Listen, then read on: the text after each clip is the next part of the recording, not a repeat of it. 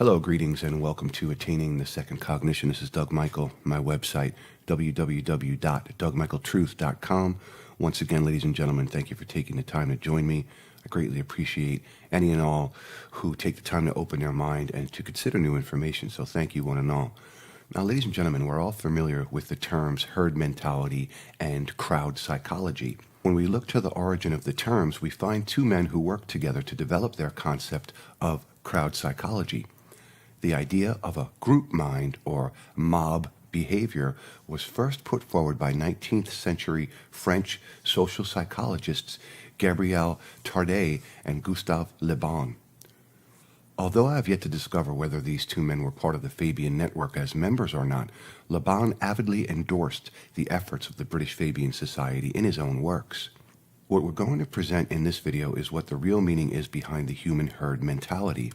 The topic of this discussion is controlling the human herd, pastoralism, and social engineering.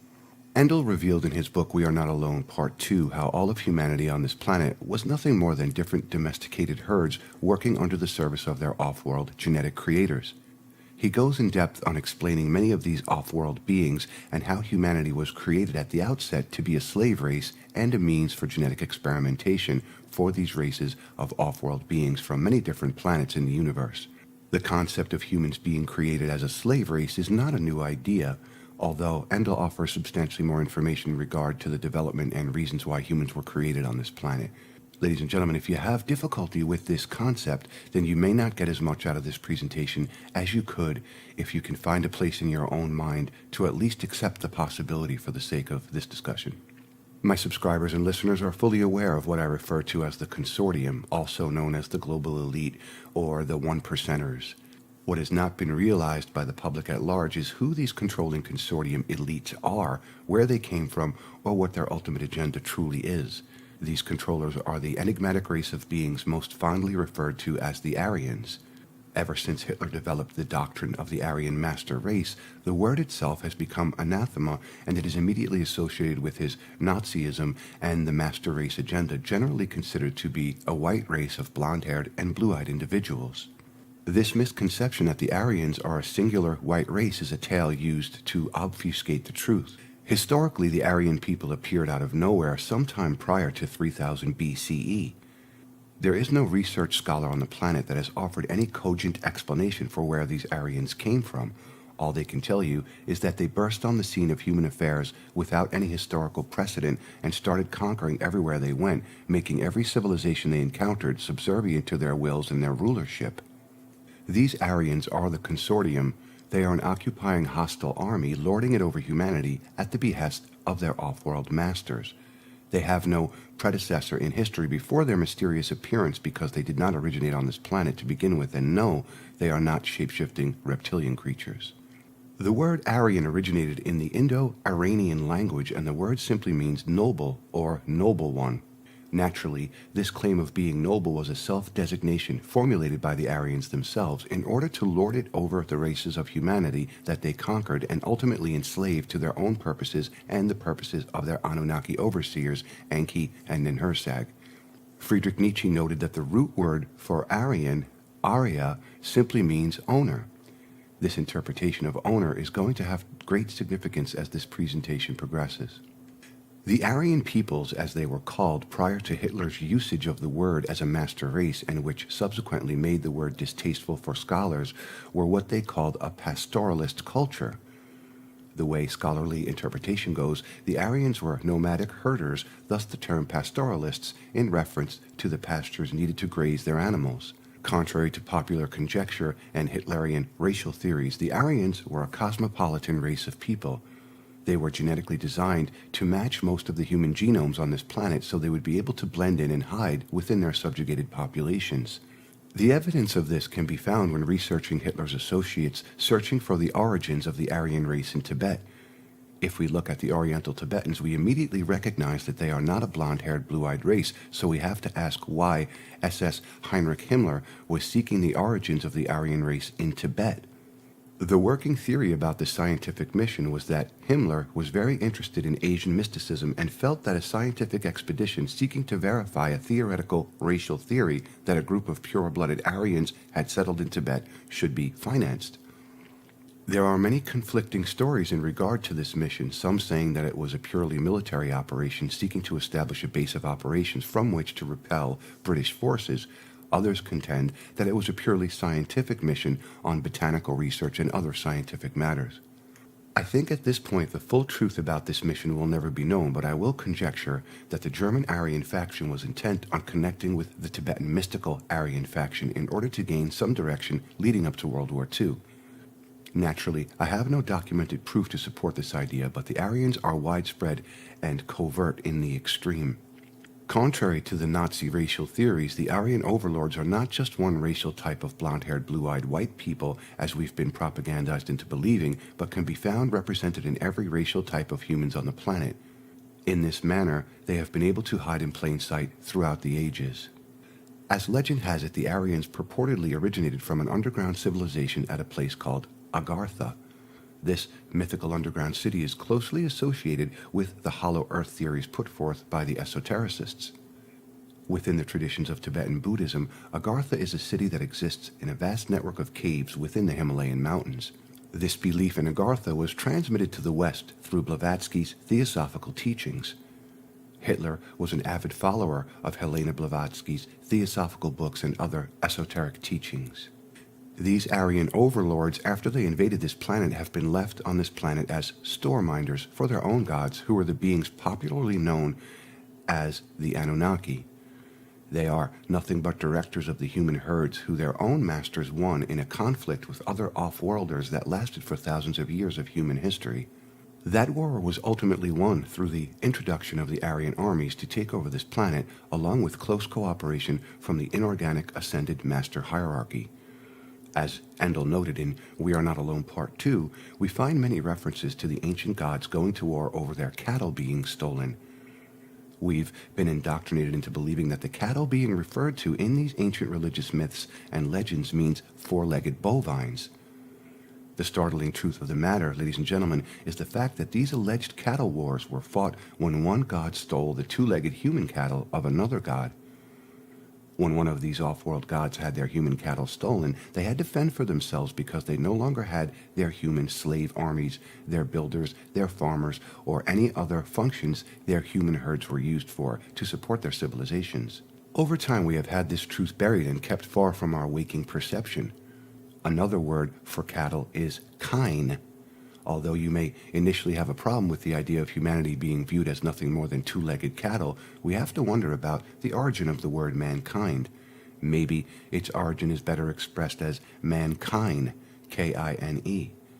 I mean, man is man, so we have to ask just what mankind means and what may be the actual basis for using the term at all. As noted in the Shamnanimous video presentation, where people fail in understanding all of these different faces of the consortium, they have generally not realized the Aryan factor behind all of these masks of perceptual illusion, and that is mostly due to the Hitlerian doctrines of white racial superiority. The Ashkenazi Jews, whose origin lies in the exact same place that the Aryans mysteriously appear out of nowhere, say they are in opposition to what Hitler did, thereby putting up the perceptual mask that they are different and not actually part of the whole Aryan agenda. The Jewish word goy, used to describe anyone who isn't Jewish, directly translates to mean cattle. So, from the standpoint of Talmudic understanding, all of humanity that isn't Jewish is considered to be nothing more than cattle. Although their sacred Talmud doesn't hesitate to criticize the animalistic nature of the human cattle, the other Aryan factions have the same perspective where 99% of humanity is concerned. We are nothing but cattle to be used at their whim to this very day. To get a greater understanding of managing and manipulating the human herds, we only need to read about pastoralism on Wikipedia and read the truth behind the perceptual illusion. Pastoralism, in its superficial meaning, has to do with animal husbandry, usually associated with raising livestock, as humans currently understand the idea of animal livestock to mean. Wikipedia informs us that pastoralism is found in many variations throughout the world. composition of herds, management practices, social organization, and all other aspects of pastoralism vary between areas and between social groups.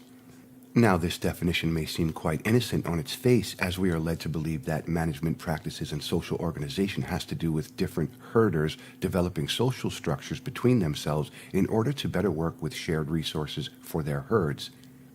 But let's look at this from a different perspective. Those who have been involved in heavy research know that the elite controllers use a language all their own, that they use symbols to communicate ideas for which only they know the meaning, and, like any secret hidden in plain sight, what language appears to say on one hand may have a completely different meaning for one who is in the know on the full secret.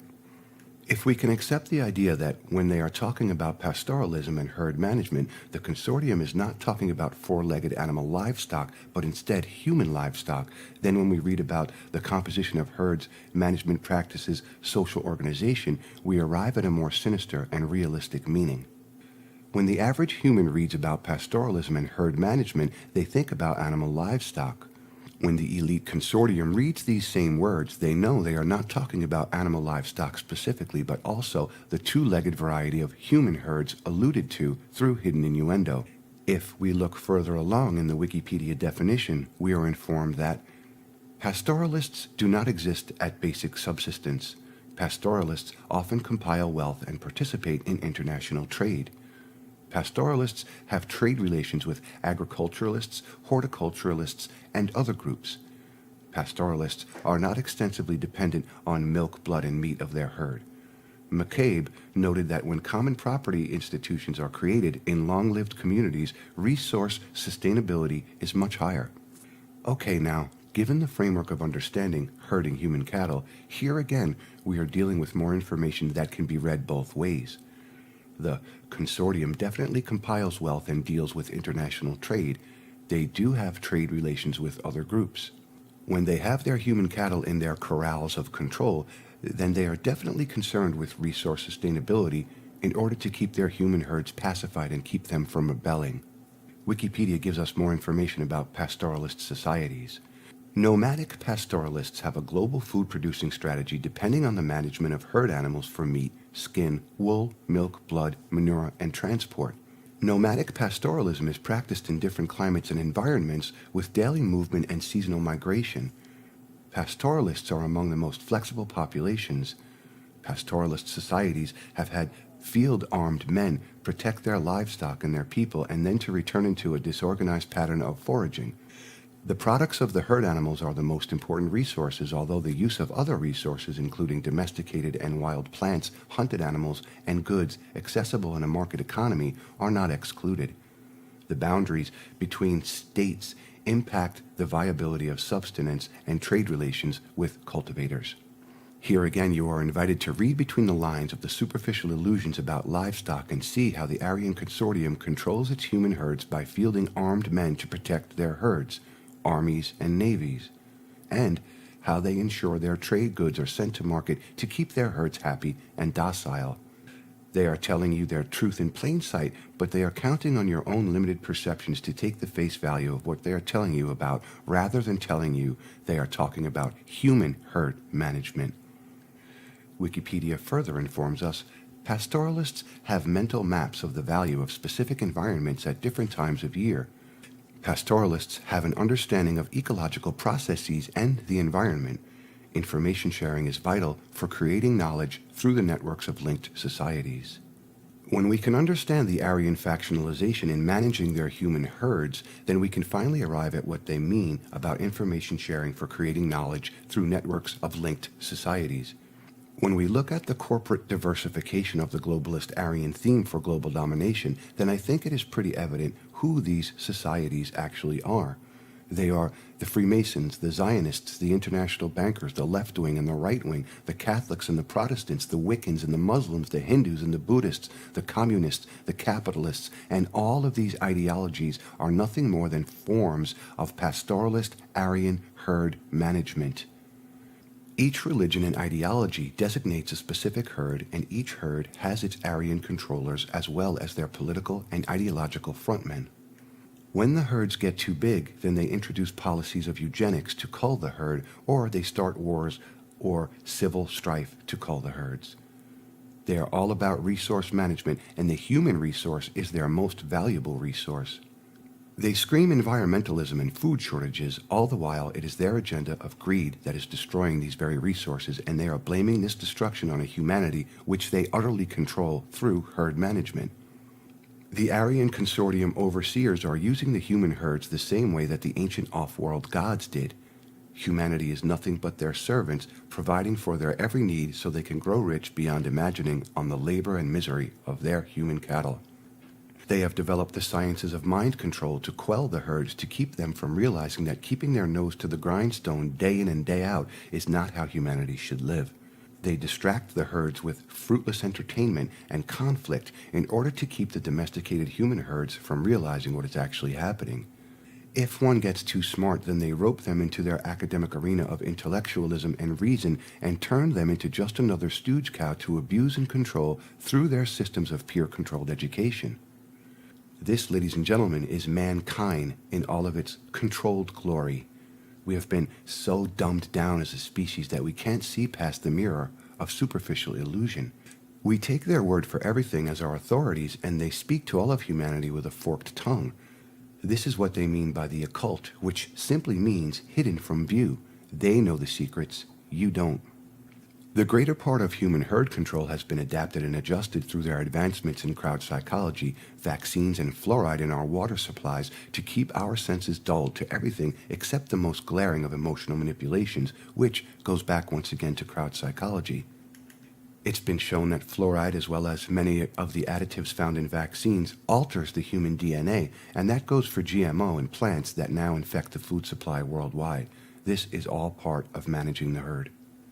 These Aryan Consortium assholes are so full of their presumed intelligence that they can tell us the truth right to our faces, and they know that we are so indoctrinated and dumbed down that we won't see the truth for what it is.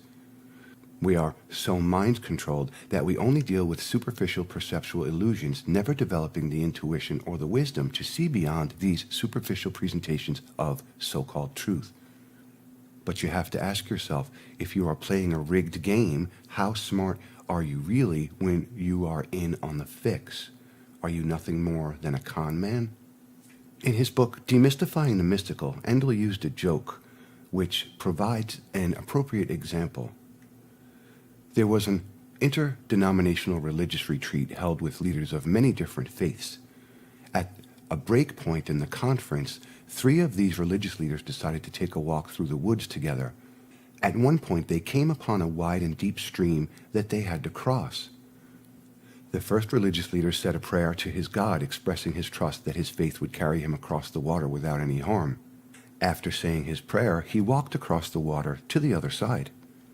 The second religious leader stepped up to the edge of the water and uttered a similar prayer, after which he too walked across the water to the other side.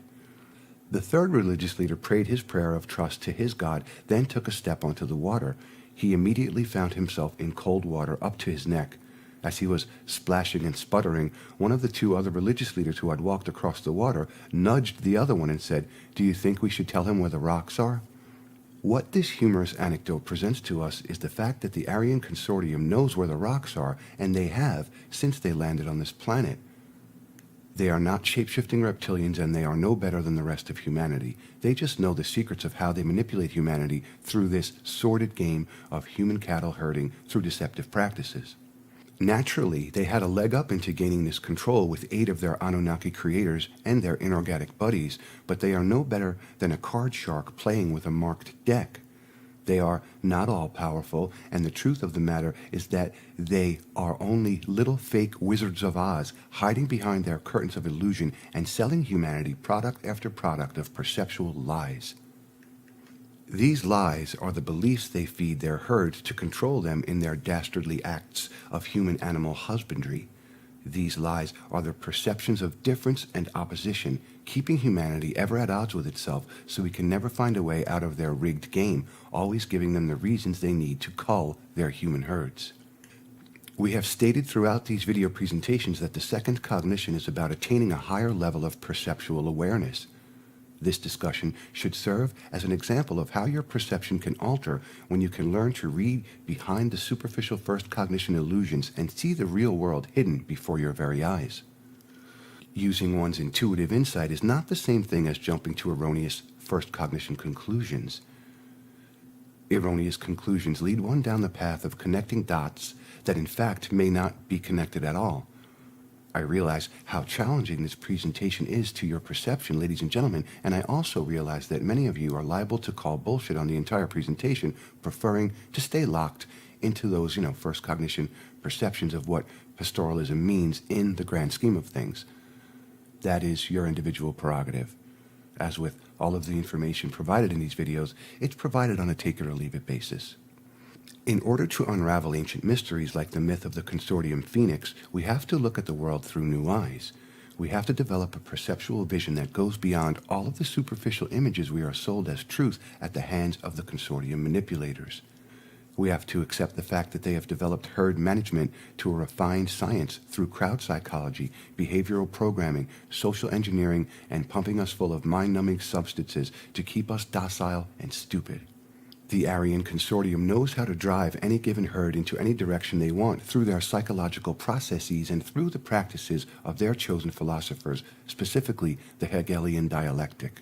They have so honed the practices of managing their human herds through psychological and perceptual misdirection that we can no longer think of anything on our own that they don't control through every system of information delivery on the planet. Every thought you think in the first cognition originates with consortium ideas. Every choice you think you make is a choice formulated by first cognition consortium controllers, with the exception perhaps of who you choose for your mate. You have a perception of free will, but if all the choices available to you are fabricated by the consortium, your ideas, your beliefs, your first cognition superficial perceptions, then how much real free will do you think you have?